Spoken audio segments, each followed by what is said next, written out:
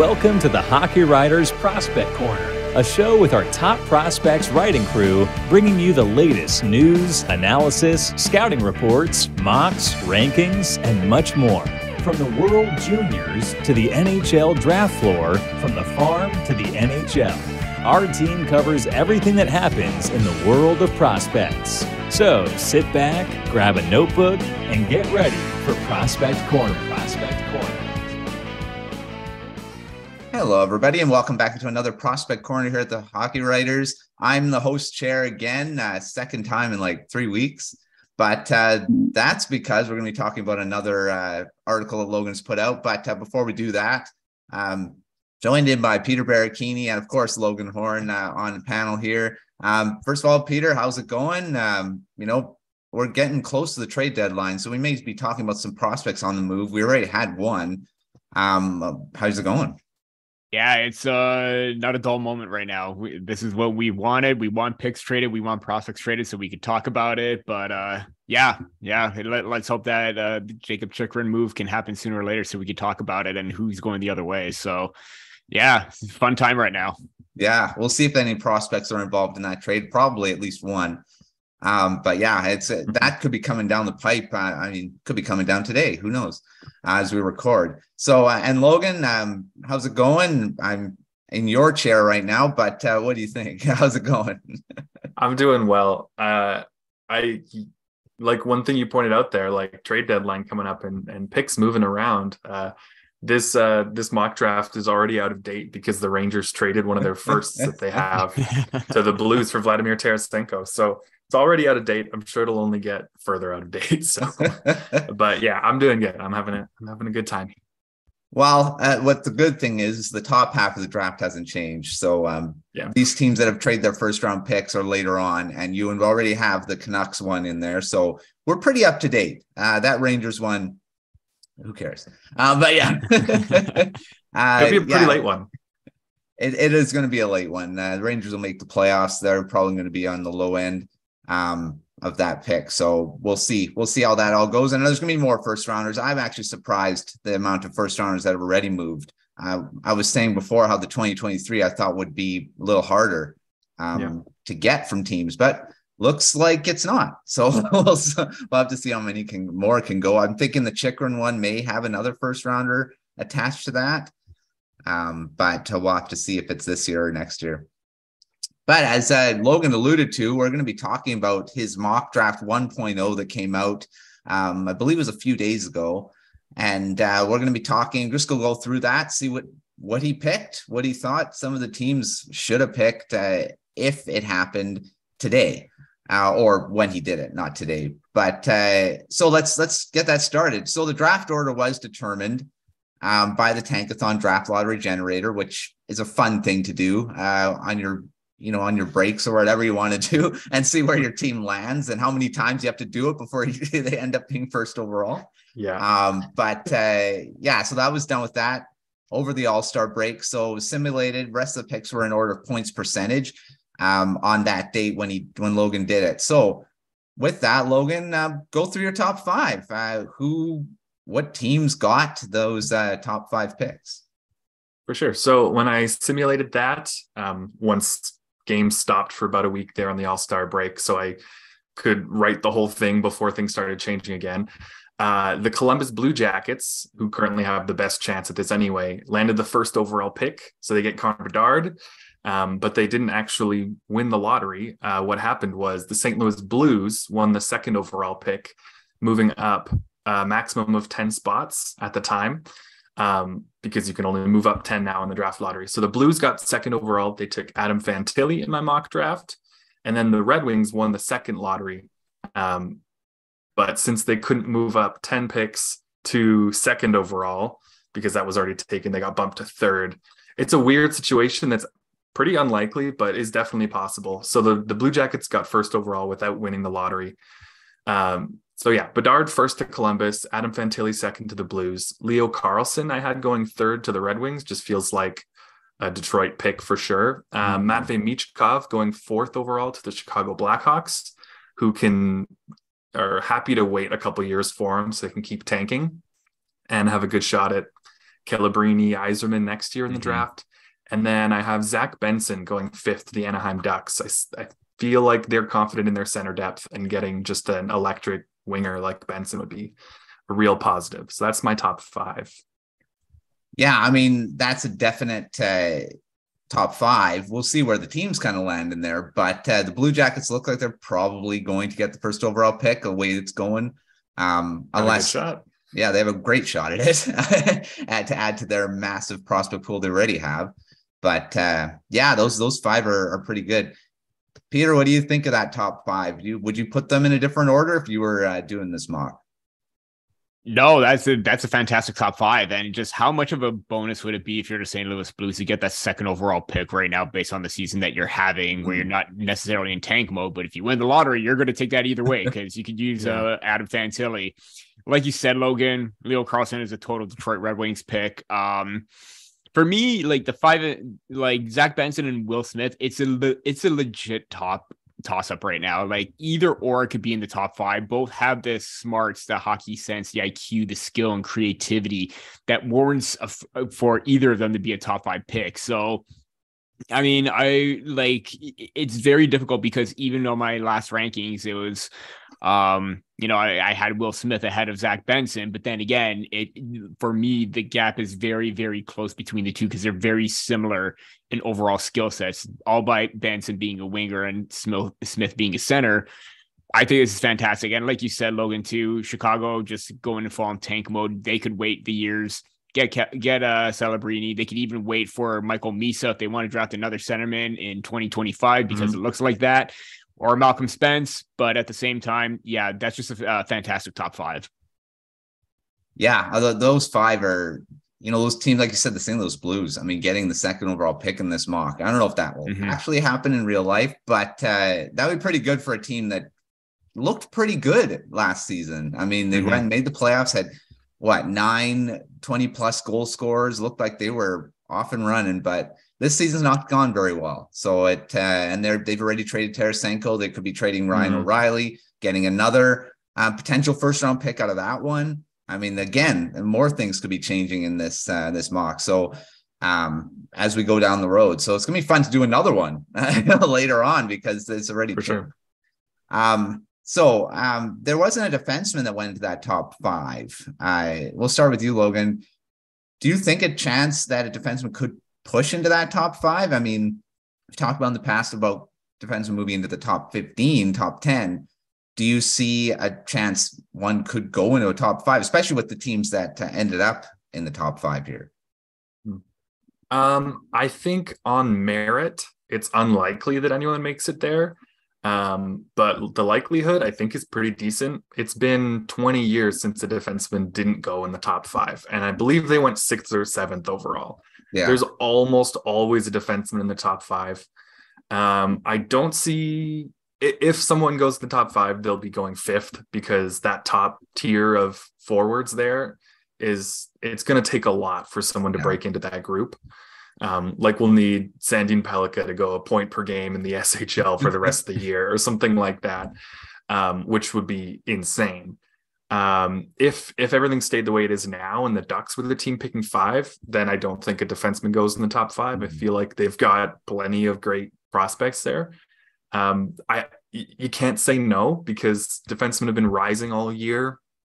And someone panics and takes a defenseman early every year. It happens every year, whether they're quite worth it or not. Like Noah Hannafin in 2015, going 5th overall. Like that was a bit of a reach. You look back on it now, but it happens every year. Wouldn't be shocked to see it. What do you think, Peter? Like a guy like Reinbacher has been kind of moving up, and again, size and skill, and teams like that. Do you see a guy like that, or like Sandin-Pellikka moving into the top 5 surprisingly in the draft? Yeah, and I think for those 2 defenders, their play at the World Juniors kind of like up their stock tremendously in a draft that's just full of, top 6 NHL forward talent. And that's tough to do, especially for Reinbacher, considering that, Austria didn't really quite have the tournament that they did, but he was their best player overall. Sandin-Pellikka moving up the depth chart and earning top minutes for Sweden even again, kind of same situation where they weren't at their best throughout the whole entire tournament. I think the chance is very, very small that a defenseman does get into the top 5, let alone top 10, because of just the names who are available and the fact that how deep it is at forwards. You don't want to pass up on, that game-breaking player because, even outside of the top 5, there's Edward Chala. You mentioned Moore, Colby Barlow, Nate Danielson, who's just moving up the rankings on everybody right now. I honestly think that with the talent available, I just can't see it. I mean, there's always the possibility that it can't happen. I just think it's very low considering what's available to be had when you can have a game-breaking forward. Then, not necessarily saying that Sandin-Pellikka or Reinbacher could be game-breaking, but I'd go for the forward in this case. For sure. I mean, this, like we've said in the past, this draft is full of forwards that are going to be really good. But these 2 defensemen, I mean, they're going to be really good too. It just depends on where they're going to go. All right. Well, now that I jumped the gun before, let's move on to that rest, the 6 to 10 range, and talk about a couple guys in here. Will Smith went to the Arizona Coyotes at 6th in this mock draft, according to Logan here. Then you got Oliver Moore, who's been rising, like you said, Peter, on these charts, and he went to 9th overall to the Vancouver Canucks. Do you feel he's too low? I mean, we'll start with you, Peter. Do you feel he's too low at 9th overall? And how close do you think he's to Will Smith in like skill level and where he is right now?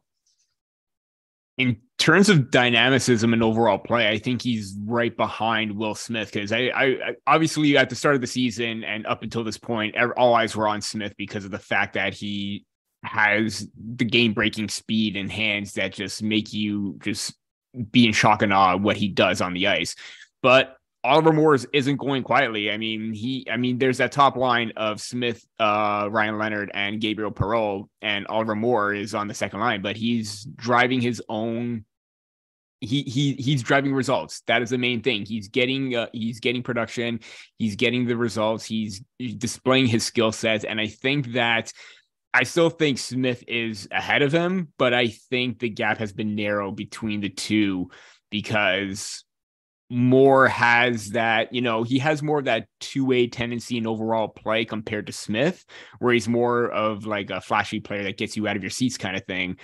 I do think that the gap has been narrowed. If anything, you could bump him up, I don't know, as high as 7, just underneath him. But at the same time, being inside that top 10, I think it's a great spot for him no matter what.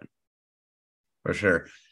All right, Logan, you put him here. So Will Smith, the Arizona Coyotes, and then Oliver Moore to the Canucks. Why did you have Smith going to the Coyotes and Moore didn't go right after him? What do you think about their skill levels and the kind of gap that they are right now? All right. So like Peter said, that gap has been closing a good amount all year because Moore was kind of off a lot of people's radars at first. And Smith was like the star of that team. It's been closing and closing and closing. You see Smith out there with Gabe Perreault, Ryan Leonard, the 2 best wingers on the team, just this dominant offensive first line. And then Moore has Danny Nelson, who might go in the second round, and then a rotating third winger who you never know who he's going to play with, or second winger, third line mate.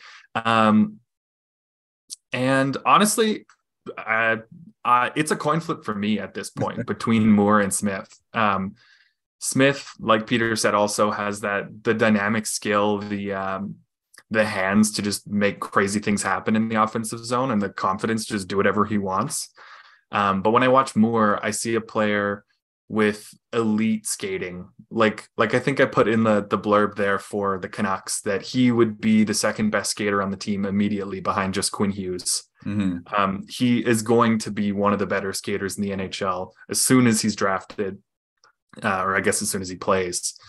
And I think the offense is a lot more impressive than it might seem because the gap of talent between that first line on the US NTDP, the US U18 team, between the first line and the second line is significant. And for Moore to be able to produce offense at the rate he has, with those line mates is really impressive to me.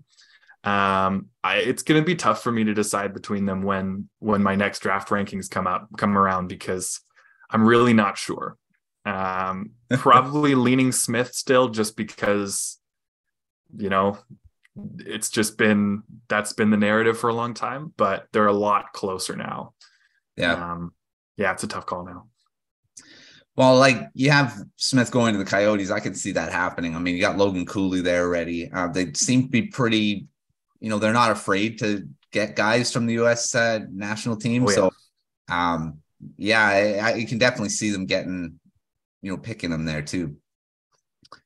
All right. Well, let's move into a guy we've talked about a lot on this show, Andrew Cristall. He actually went to on this mock draft, he went, I just lost it, 15th overall to the Nashville Predators. So he went into the top 15, which we were talking about. Could he sneak there? In your mock draft, Logan, he went 15th. So we'll start with you, Logan, on it. Do you think he ends up being here? I mean, what will it take?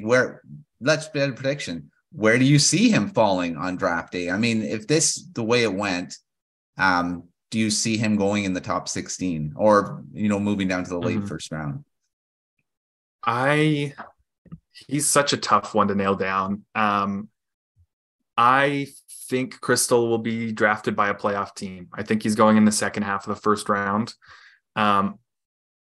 What it would take is a team like Nashville, who I have here at 15th, kind of playing cleanup like they did last year, where, when someone starts sliding on draft day, sometimes they gain a lot of momentum and everyone gets scared off, it seems. And last year, someone who had been seen as a top 5 guy, at least a top 10 guy, in Joakim Kamel, fell to them at 15th, or was it? I think it's 15th or somewhere in that Something range. Like that, yeah. Late in the lottery picks, and Nashville swooped him up, and that's looking like a great pick already. So it could be a similar thing there. Maybe a team like Vancouver or Montreal, who'll have a second pick likely in the top 16 for both of them. Maybe they'll take a shot on him, but it's really starting to feel like he might slip down a little bit, which could be an incredible steal for a team that gets unlucky and loses in the first round or something. Yeah. Like, what if we see, the Carolina Hurricanes get shocked in the first round and then they land Andrew Cristall at like 24th or something? Like, that would be incredible. Toronto Maple Leafs. Toronto. Yeah. Okay. That's the better pick. Yeah. I wouldn't say it's a shock though, if they went out in the first, but fair enough. Yeah. Had to throw a little fun in there. Yeah. Right. Cristall, I mean, it's good. This is a guy we're going to be watching very closely throughout the rest. Like, the draft, we're going to be like, is he next? Like, where is he going? But it's going to be interesting to see where he goes. Peter, what do you think? He's one of your favorite prospects. Do you feel he goes in the top 15? And like, he went to the Nashville Predators. Do you see a team like that kind of selecting him? I mean, yeah, I'm still high on Andrew Cristall. Should he be in the top 15? Absolutely. Will he be there in, real time, real life? Probably not. And everyone's going to bring into the whole 5'10", 165-pound factor. Smaller player, doesn't have a whole lot of strength, but he does have a great low center of gravity. Like, he has great strength in his legs to, ward off and fend off players in the attacking zone, to get that burst of speed outside of the corners.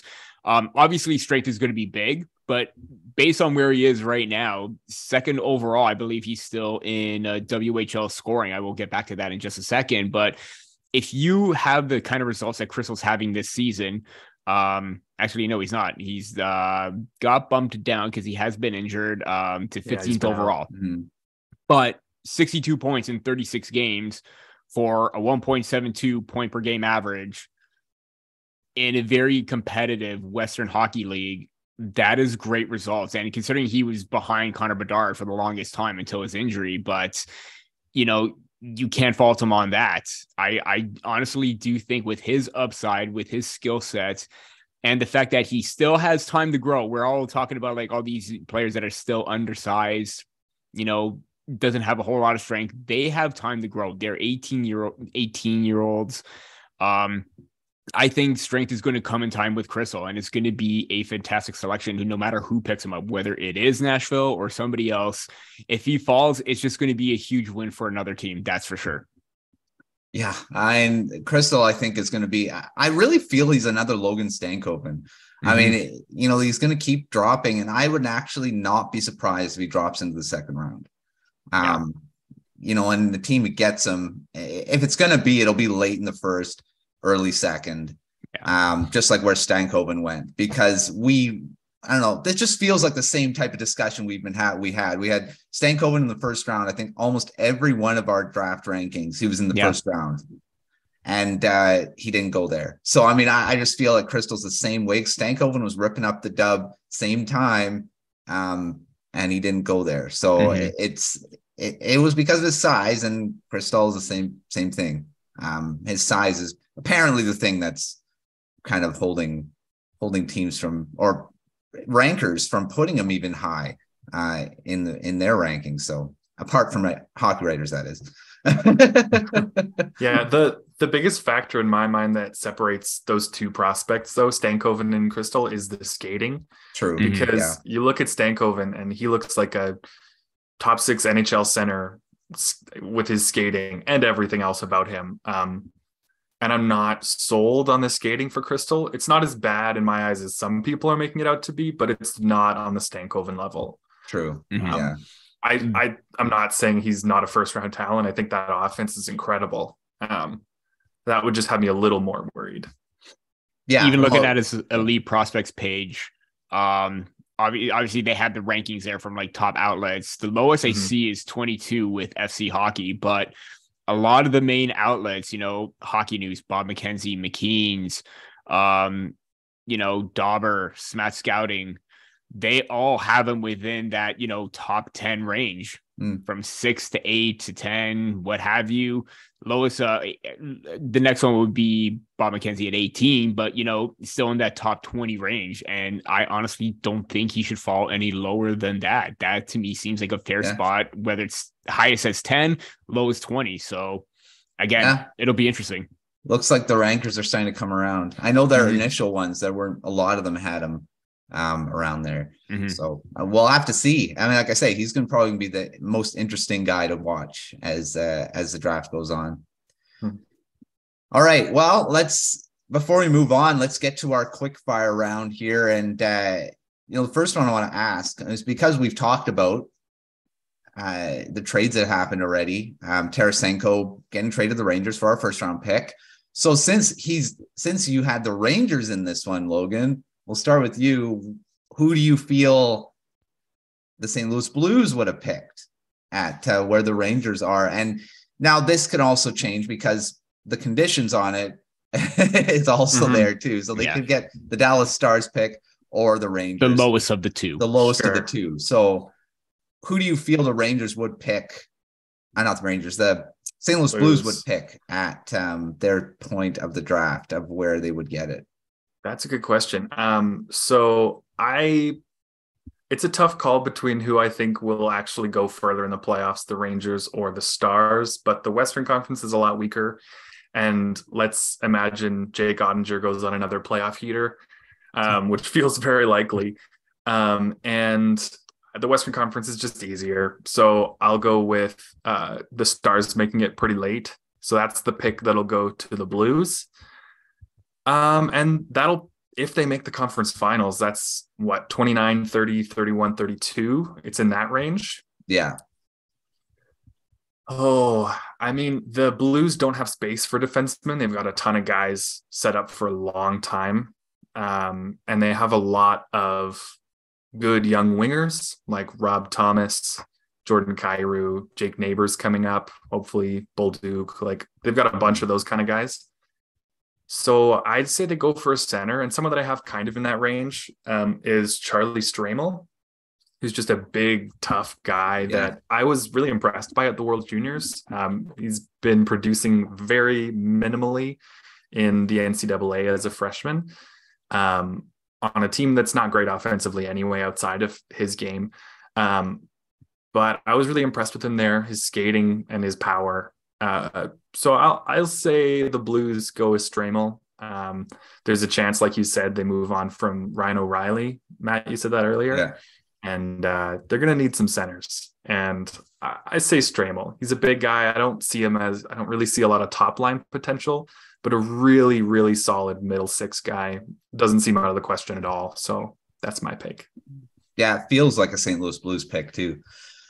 All right, Peter, who do you feel the Blues would pick with their new first rounder? Yeah, I'm just going to do the safe bet, and I'm just going to do whatever pick is probably going to be higher, because who knows what could happen with the Dallas Stars. They could probably end up being eliminated. I agree. I hope that Dallas should move on, have an easy path, but at the same time, who knows what's going to happen. So you know what? I'm going to do a pick for each one, if that's okay. Sure. I'm going to go off the board. I am going to say, if they do get that higher up pick of the New York Rangers, I do think that, obviously he was taken to the Golden Knights, Quentin Mussy. I kind of feel that he has that kind of, skill set, that mentality that the Blues play with that high end level and compete. Obviously his decision-making needs to be improved. And I've seen quite a bit of that throughout the season. So he's making strides in that. He just needs to be a little bit more consistent. And if it's with that Dallas Stars pick, I think that, I hate to say, to go with another wing, because I do think that, Charlie Stramel is a good pick, but I can't. Ethan Gauthier seems like another kind of Blues player, but more so on the gritty side. The tenacity, the ability to establish a forecheck, to get in heavy. They know that they like that style of play, and he can command a shift and control and dictate the play and be in control of that. So I think that Ethan Gauthier possibly could be within range of that Dallas Stars pick as well. Yeah, definitely another, like I say, St. Louis Blues type player that I think would fit with that team as well. All right, well, that was a long quick fire, so I won't do another one. Good thing it was just one question. But yeah, it's gonna be interesting to see where that kind of pick goes, because like the Blues have, like I say, they could get another one if that Ryan O'Reilly gets a first rounder too. So their retool or rebuild, whatever they want to call it, they're gonna get some good things in this draft. As already having two of them here, so we'll see.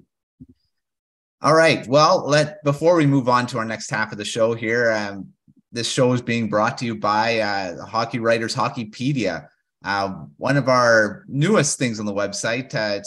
It's not new anymore. We've had it for over a year, but make sure you're checking that out. It's going to be keep getting bigger and bigger as we get going. Lots of stats, lots of profiles, anything you want for information. It just keeps growing by the day. We're going to be getting a bunch more stuff going on in the next, months and, years as we keep going through it. So it's going to getting pretty big. So check out the Hockey Writers Hockeypedia on thehockeywriters.com and, dive into all the information we got there right now. All right. Well, let's get into more of this mock draft and talk about a couple defensemen. We talked about them being in, potentially going in the top 5, top 10. Let's talk about where they went in this mock. So we got David Reinbacher, went 13th overall to the Canucks, which I'm really happy about because I really like Reinbacher. I think the Canucks definitely have a chance of picking him there. And then Axel Sandin-Pellikka actually went right after them to the Buffalo Sabres at 14th overall. So there's your two. Who's next? So who should be the third defender off the board? We'll start with you, Peter, on this one. Yeah, I kind of like Tanner Molendyk from the Saskatoon Blades. I was easily impressed with his play at the top prospects game. I thought he was one of his top standout players. In 3 separate shifts, I saw 3 great plays. I saw a great pinch along the boards, a great rush, and a great setup that led to Colby Barlow's first goal. And that was all in the span of 5-6 minutes of the first period. So I was easily impressed with this play. And the fact that I'm also a big fan of defenders that, still have that offensive capabilities, but they're not as flashy.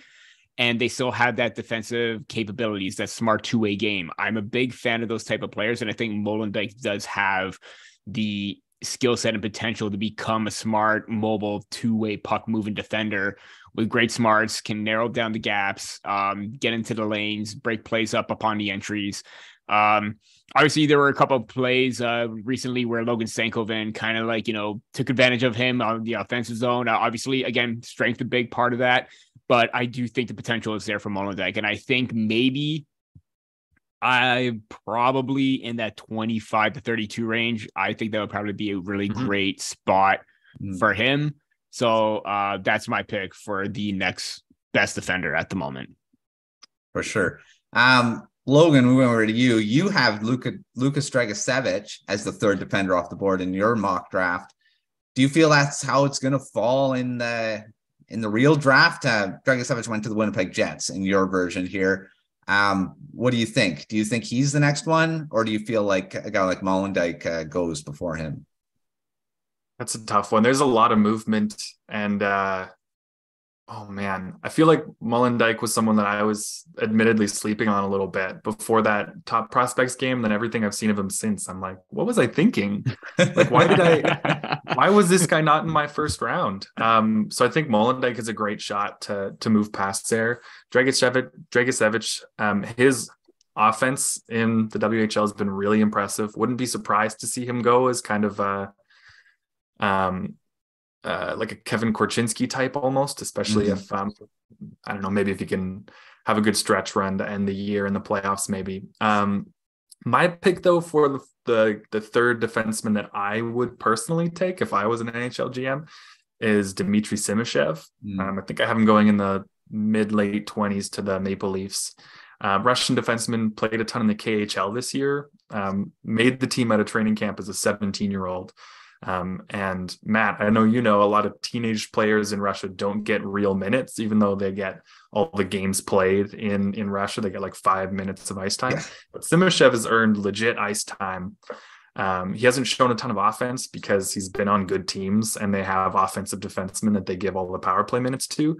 But he's a big defenseman. I think he's 6'4", skates really well for the size, and is just a real shutdown guy. Like his stick when he's defending the rush is really impressive.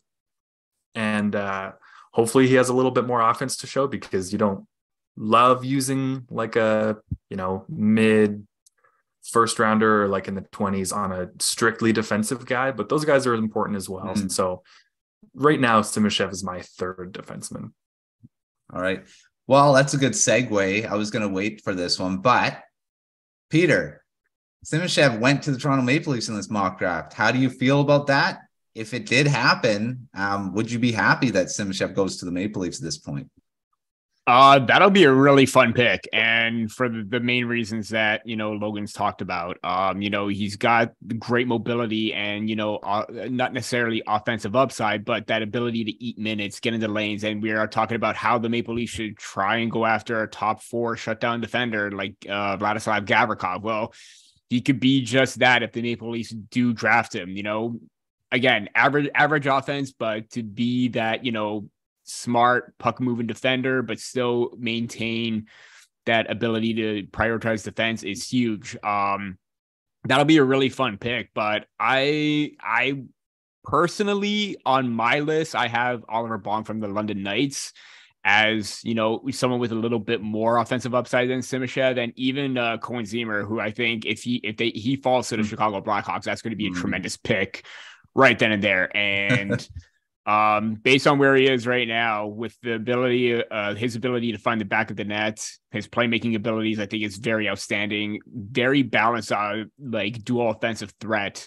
Obviously right now, 71 points in 50 games, 5th overall in the Western Hockey League. I think, they have a left winger in Matthew Knight for the future, and even Nick Robertson, but then again, injuries, depending on what happens with him, kind of a little bit thin on that right hand or that right side for the wing position, and Zimmer would be just that for the Maple Leafs as another dual threat. There you go. Yeah, it's going to be, we'll see what happens with that first round pick. There's been talk about Chychrun, so yeah, they may not have that first rounder. We'll see. I can still dream for now. Yeah. Well, I'm sure you're happy having Chychrun though. Oh yeah, absolutely. All right. Well, you talked about guys going where they went, like Chicago Blackhawks getting said Zima right there. Mm-hmm. Let's talk about some steals in this mock draft. So we got Gulyayev at 29th, Jaden Perron at 28th, Riley Heidt at 19.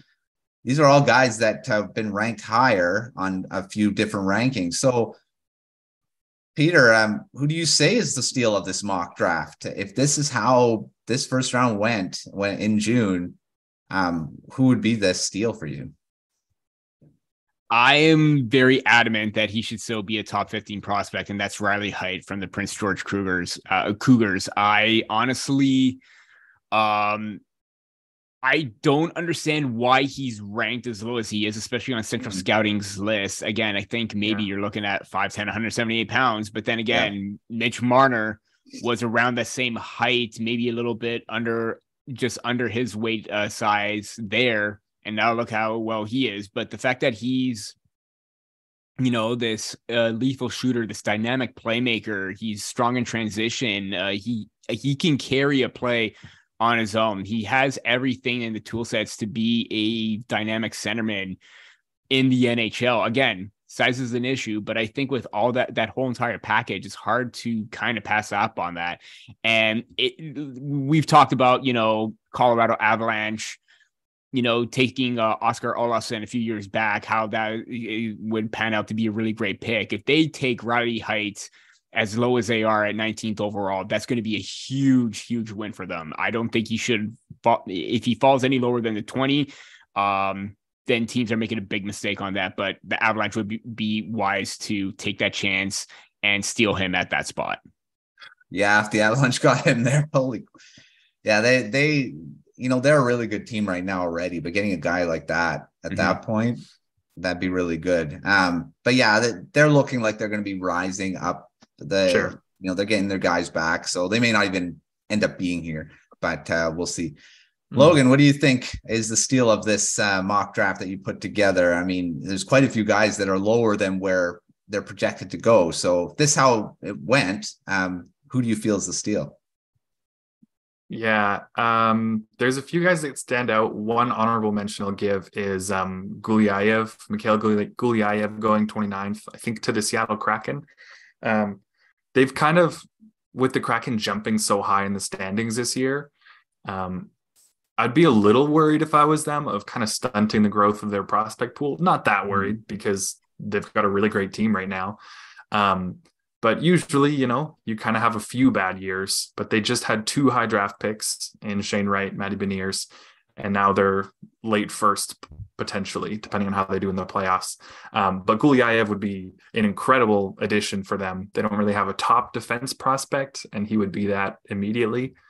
But my pick would be Jaden Perron going at 28 to the New Jersey Devils. Yeah, I wouldn't be shocked at all for him to go this late in the first round. Probably not even going to be a first rounder. There's a good shot just because of his size. He's 5'8", on the lighter side as well.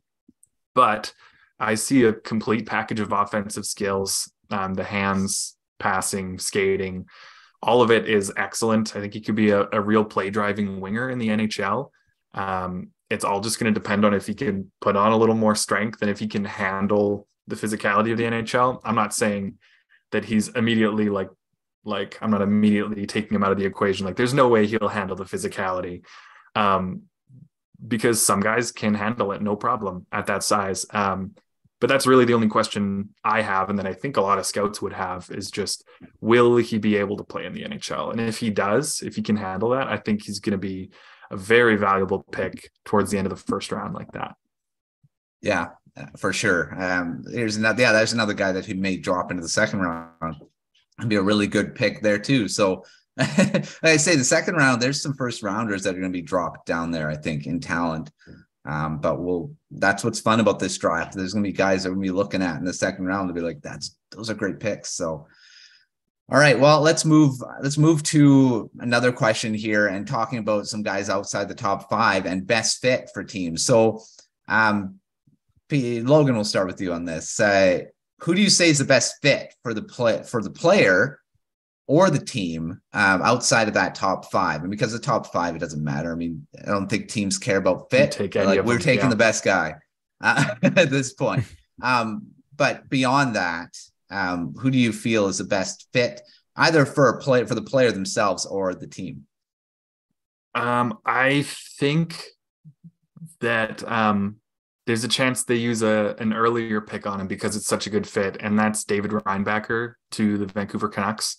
I feel like that's just a match made in heaven right there. They need nothing more than they need right-handed defensemen, especially if someone like Luke Schenn gets traded at the trade deadline. I have them going at 13 to Vancouver, but if they ended up with, say, 9 and 13 like they did in this mock draft, I would not be surprised to see them take him at 9 just because of their need.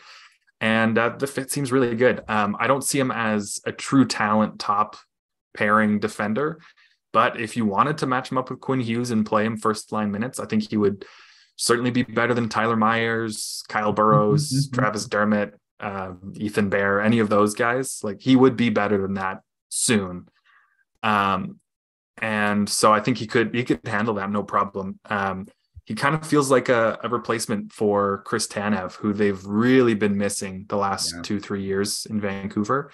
Maybe a little less defense than Tanev and a little more offense, but still just a great two-way defenseman who can just really hold down the fort on defense while pitching in a bit on offense. I think that would be a great fit for Vancouver, right-handed defenseman who can easily play in their top 4, maybe within a year or two. Well, like I said, I like that Reinbacher pick for the Canucks because I feel he's probably the best fit for the team too, but I wouldn't be surprised if they went with Sandin-Pellikka either, because Swedish, just being Swedish. And Alvin and his scouting staff and, has shown that they like, and just the Canucks as an organization, even though it has changed this past draft, they still picked Swedes. And, I still feel that they'll be the first one to kind of be on the board, but Reinbacher, again, he's in Europe as well, and European scouts for the Canucks seem to be very focused on there. So I've also been surprised if they picked him too. But I'd be okay with either one. I wouldn't be going, oh my gosh, we got Sandin-Pellikka over. Yeah, I wouldn't be that way. So I'd be okay with Sandin-Pellikka with the Canucks too. All right, Peter, what do you think about the best fit for a player or a team outside of that top 5? I honestly think that this is the best case scenario for the Pittsburgh Penguins, and that is getting Gabe Perreault, mainly because their prospect system is very, very bare. Aside from, Owen Pickering on defense, aside from, I believe they have Tristan Braz as well as top prospects. After that, they don't have a whole lot, and Gabe Perreault would immediately be their top prospect within their system. And, obviously you got to start building up because you don't know how much is left in it. I mean, Crosby, Malkin, and Letang are still playing relatively well, but how much time do you literally have left with that? So you might as well start keeping your picks and start drafting quality talent. And Gabe Perreault is just that. Obviously, we talked about how great he is on that line with Leonard and Smith. He's just absolutely dynamic, a smart playmaker with great energy, getting in and setting up an attack. I honestly think that this is the best pick that the Pittsburgh Penguins would have in quite some time, and drafting. And not only that, there's a great lineage to that name. Yannick was a centerman. His brother Jacob was drafted by the Anaheim Ducks. So for Gabe to go to the Pittsburgh Penguins and sort of be a cornerstone player in the future, I think that's going to be huge, and that's a great fit. Yeah, I agree. I think he would definitely, especially the Pittsburgh Penguins, just need more talent in their prospect pool in general. And I think, if they can do it, again, they're a playoff team. It seems they're going to be a playoff team this year again. They're not going to have a high first round pick. They're not going to be trading players to get first round picks. They're probably going to be trained to get people. So I don't know. We'll see how the Pittsburgh Penguins kind of move it depends if they even have a first round pick. Again, we'll see how many of these picks move by the deadline, because they've had 2 already change hands. So we'll just have to see what happens. All right. Well, for me, I already said Reinbacher, I think, is the best fit for a player. So I think for the Canucks, he would be a good pick for them. All right. Well, let's talk about some winners of this first round of this mock draft. So Peter, who do you feel is the winner of this first round? I mean, there's going to be the one that got Connor Bedard, but outside of that, who wins this first round? Yeah, I'm instantly going to the St. Louis Blues, mainly because they won that lottery. They got Adam Fantilli, and they also have the potential to draft Callum Ritchie and or Charlie Stramel, depending on what happens with those picks. Mm-hmm. As Logan said before, you need to try and fill out that center depth because you don't know what's going to happen with Ryan O'Reilly. You're kind of thin up that middle. Well, you have your number 1 center in Adam Fantilli. You have your number 2 in possibly in Callum Ritchie and or Charlie Stramel. So if you're the St. Louis Blues and those are your kind of like your main targets or your picks that you're going to take, I think it's a huge win because you have and we know how important center depth is in the future. There's your top 2, 3 centermen right there up the middle for years to come that you could build around and in the next draft, surround them with wingers, defense, everything like that. So to me, based on this mock, I would consider them a winner. Yeah, I think so too. I mean, that's a really good. I'm just then jumping up to 2nd overall is a win. Yeah. I mean, to get Adam Fantilli, exactly. Geez. You don't really. You've got to add to that talent pool they already have. Mm-hmm. That's pretty good. Mm-hmm. All right, Logan, who do you feel is the winner of your mock draft here? I mean, outside of the Columbus Blue Jackets, that is. Sure. Yeah. Okay, this is all it's not the most likely scenario, but I'm going to go with the Canucks actually, because they'll have their own pick, which likely is in the top 10, although they've got a pretty easy schedule and they could kind of sneak out of there a little bit for the rest of the season. But a top 10 pick and then a decent shot at getting the Islanders pick between 13 and maybe early 20s at worst. And that would be a pretty great scenario for them. They've talked incessantly about their need at center and right D, and they've got a great shot at filling both of those with some new top prospects. Pretty weak prospect pool for a team that struggled so much. Yeah. So to add Aatu Ratu in that trade, the Bo Horvat trade, and then to have another, hopefully top 6, maybe middle 6 center prospect and a top 4 right D prospect is huge. And also, this is the unlikely part, but there's been a lot of rumors around which teams are interested in Luke Schenn. And it looks like Calgary and Boston are the biggest teams that are in on him right now. And I've also seen stuff that it's expected they can at least get a 2nd round pick. And Boston might be pretty confident in themselves and be like, well, 32nd overall is basically a 2nd round pick. And so there's a chance that the Canucks also get that 1st round pick. I wouldn't be shocked because there's always someone that overpays for a depth player when it's playoff time. And it happens every year. Ben Sherratt, anybody? So who knows? If that happens, then it's a no-doubter in my mind, but I still think Vancouver comes out really well after this draft. Yeah, well, there could also be, like you said, that the Luke Schenn. I'm really outside on this. I don't think Besser's going to get a 1st round pick. It's sounding like a 2nd, which is not bad. I mean, you get a 2nd round pick and another guy, I think would be pretty good. But he's worth a 1st rounder, but at this point with his money, I don't see it happening. So, but they're going to get some more things if all these trades that they're talking about happen. They're going to be getting some more picks, which is exciting to me because I can talk about 1st round picks in draft targets rather than late round picks, which I've always had to do. But so it's going to be fun to actually talk about a few guys in the higher end. So well, as we get going here. All right, quick fire questions. Let's start. I want to talk a couple guys we haven't talked about and a couple Canadian teams we haven't talked about. The Montreal Canadiens. And this is a team that has, looked like they were going to be pretty good this year, but now have dropped into that low end again. Here we had 8th overall, Nate Danielson, Montreal Canadiens picking here in their mock draft here, Logan. And then via the Florida Panthers, we talked about that other Sherratt trade. They got Dalibor Dvorsky at 12th overall. So I want to ask you, Logan, why did you pick those players to go to the Montreal Canadiens at those two positions? Sure. So I understand some people have been concerned replying to me and stuff that Nate Danielson going in the top 10.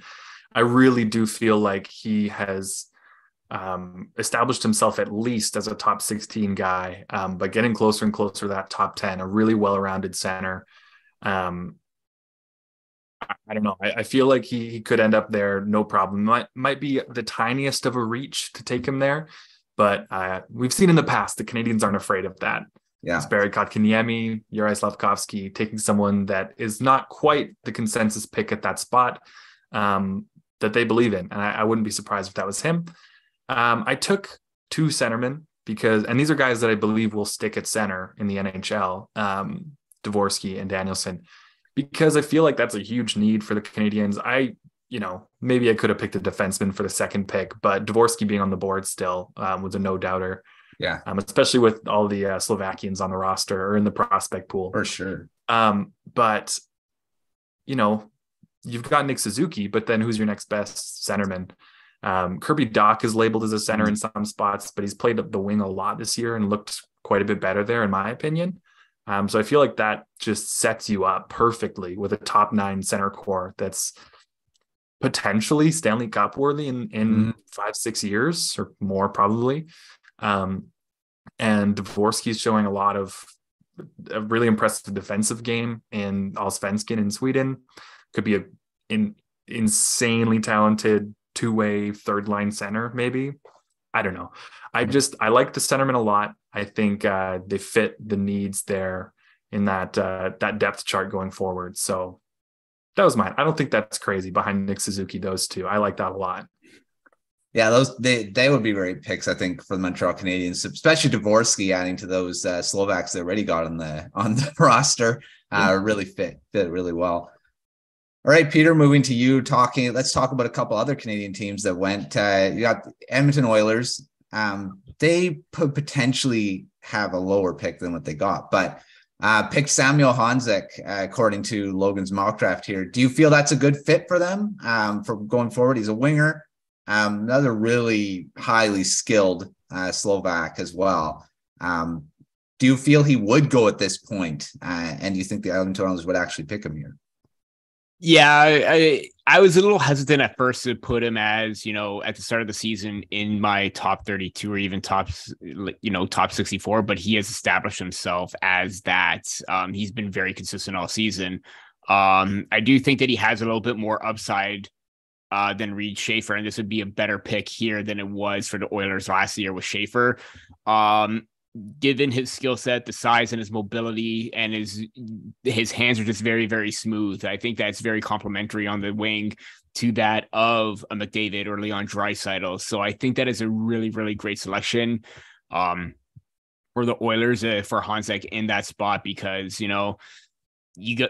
you have to surround the best players with, great talent. And, Honzek has that potential to be another complementary piece, kind of like what Zach Hyman is right now. Ryan Nugent-Hopkins, fill out that depth and be a key piece as a part of that core as well. There you go. And we'll stay with you, Peter, because it's another team that's just right there. Calgary Flames picked Brayden Yager at centerman. The Flames aren't doing very well this year, but and they traded away a few really good guys. Their prospect pool is not the strongest as well. Mm-hmm. Do you feel that Brayden Yager would be a good pick for them at 16th if they do fall here? I mean, if he does fall, I think he would be the best player available. And why would you let him slip even further than when you have it right now? I mean, like you said, their prospect system isn't great.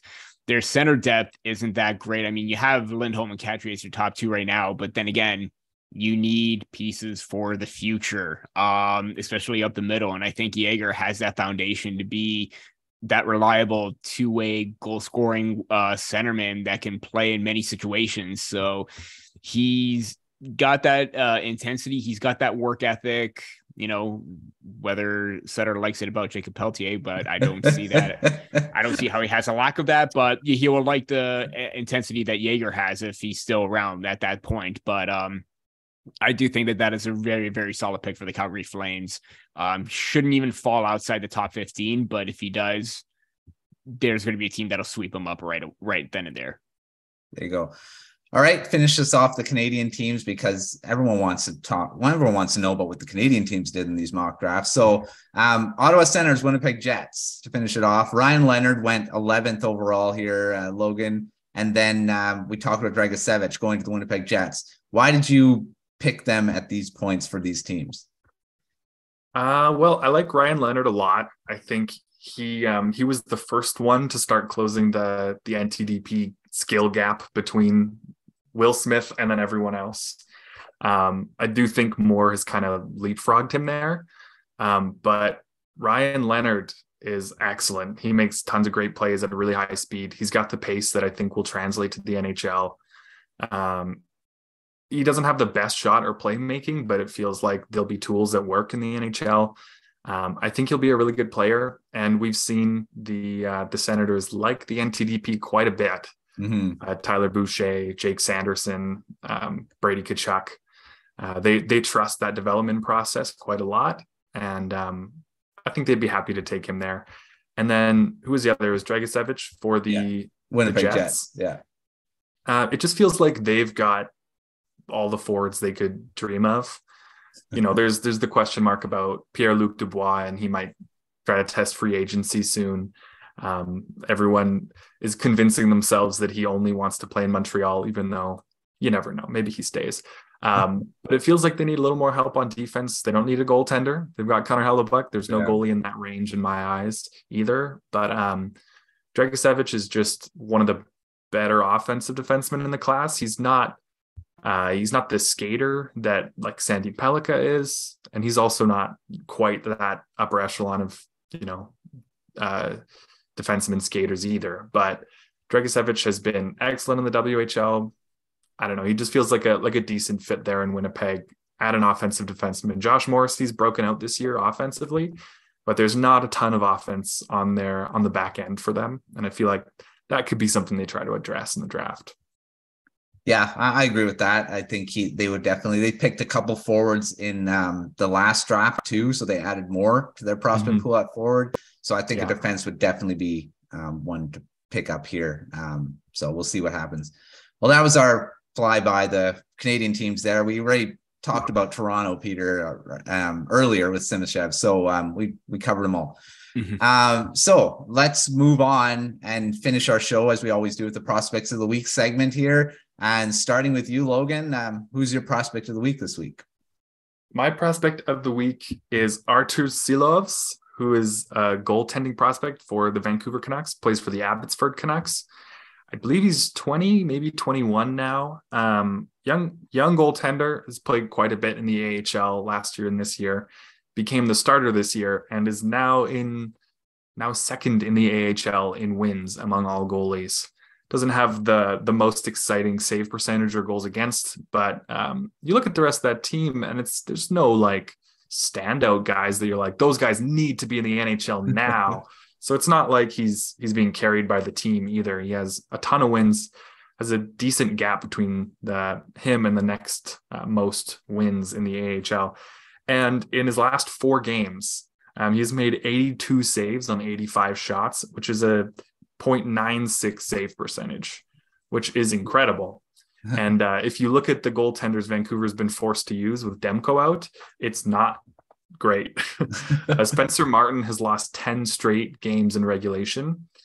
And Colin Delia has actually been decent, but they need another guy coming down the pipeline in the future. And it seems like Silovs might be that guy. So he's my pick. Yeah, I like Silovs.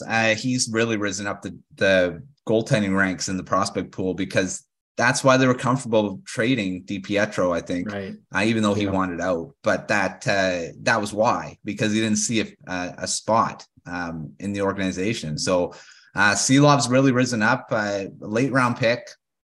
And most goalies, they're not really high picks, but Silovs has really made a name for himself. So I hope, I don't know if he's going to be a regular starter in the NHL. I mean, we'll see. Goalies take a while to develop, but we'll see what happens because he is exciting. I think he's going to be pretty good in the NHL. Like I said, I'm not sure if it's a starter, but we'll see. All right, Peter, who's your prospect of the week? Well, I talked about the team quite a bit before and how they're winners, the St. Louis Blues, and I'm going to talk about their top prospect in Jimmy Snuggerud. Just absolutely lights out for University of Minnesota this year on a very, very stacked and deep team. 40 points in 30 games right now, has 9 points in his last 5 and 13 in his last 10. And last year at the draft, I kind of thought that, he was kind of just very one-dimensional, always just being a goal scorer, not necessarily contributing or dictating the play in other areas, but I'm seeing a different level of player right now. And I guess my analysis and viewing of him was very, very wrong. But at the same time, you're seeing him be a very well-established playmaker. You're seeing that shot get off very, very quickly. You're seeing him draw opponents in and freeing space up. And, with his shot and his release, he likes to open himself up even more and get into the open spot and go in undetected. That's when he's absolutely at his most dangerous, and he continues to be a factor. The assists are piling up, but also the goals are coming as well for Snuggerud. And I talked about how they should get Ethan Gauthier as a right winger to fill out their top 6, because having Snuggerud and Gauthier as your potential top right wings, it's going to be very, very fun to watch. That's for sure. Yeah, I think we were all wrong with Snuggerud. I remember a discussion we had on one show where we were saying that he shouldn't be in the first round. He should be lower, and they had it way too high. But the St. Louis Blues got him at a pretty good spot, and he's one of their top prospects, maybe even their top prospect at this point right now. All right, well, I'm going to go with a guy that has been given up on by his NHL team that drafted him, the Philadelphia Flyers, and they didn't want to sign this guy, Connor McClellan. He's showing us why it seems like a weird decision why they didn't sign him, because it's a 6th round pick, but right now he's got 35 goals, 64 points with Winnipeg Ice, after an 81 point season last year, where he could have been signed by the Philadelphia Flyers, but wasn't, and he remains an unsigned prospect. So where are teams? Why aren't they signing this guy? He's doing pretty well. Like I say, he's way over a point a game. He's on pace to shatter those numbers from last season. He's got on pace for 93 points, 51 goals. And I've mentioned on the show before, I've talked about McClellan before on a recent before episode. He's a skilled player. I mean, he's 5'8". I mean, we talk about size. That's probably why he was drafted in the 6th round, but I'm not sure why a team wouldn't just want to take a chance and see if he can develop into something. He's 20 years old. He's still got quite a bit of years to develop and get better. And he's already shown he can score in the WHL. We'll see if he can score later on. I think he's off to the AHL at some point. An ATO or something like that. Someone's going to sign him and see what he can do. But he's got a great shot. One of the better finishers in the dub. Like I say, 43 goals last year. He's already got 35 this year. And it's crazy because before then, he only had his previous career high was 21. And now he's gotten on to a 70 plus goals over the last 2 seasons. There's that argument we talk about Archdeep Bains of being, as you get older, you're stronger, you're going to be dominating. But I still think he deserves a chance in some organizations, just like Bains. And Bains is starting to look pretty good in the AHL. So I think a team should be signing this guy. And if he ends up, getting signed by someone, I think he's going to end up being someone pretty good. But he's my prospect of the week just because of how he's performing in the WHL right now. All right. Well, that brings us to another end of another prospect corner here at the Hockey Writers. Thanks, Peter. Thanks, Logan, for joining in. Logan will be back as the host next week. I don't know what we're doing. We may be doing another redraft. That was fun last week doing the 2015. We'll see what happens next. But there may be a few more trades happening as well, because we may be talking about a Chychrun trade and what prospect moved in that one. Maybe talking to Ryan O'Reilly. Who knows? There could be a few trades happening, because the trade deadline happens March 3rd. And that is only a little less than 3 weeks away. So lots of stuff could be happening, lots of prospects on the move, lots of draft picks on the move. So, make sure you're checking out thehockeywriters.com for all of our prospect coverage. Draft coverage will be starting pretty much right after the trade deadline. We're going to be starting to get our draft profiles out. You're going to start seeing the first ones come in, because the focus will be completely on the draft after the trade deadline. So shift from trade deadline coverage to draft coverage. So keep your eye on thehockeywriters.com. Lots more articles coming from Logan, Peter, myself, as we get going down to the draft in June. So make sure you're checking that out. Checking out Hockey Writers Hockeypedia. That keeps growing as well. And YouTube channel, make sure you're hitting the like, subscribe to the YouTube channel. We're having trade deadline videos as well coming out too. If you're interested in prospects, you may be wanting to see reaction of what prospects are on the move. So take a look at that. Again, thanks to Peter and Logan for joining on the show, and thanks for watching, and we will see you next time on Prospect Corner.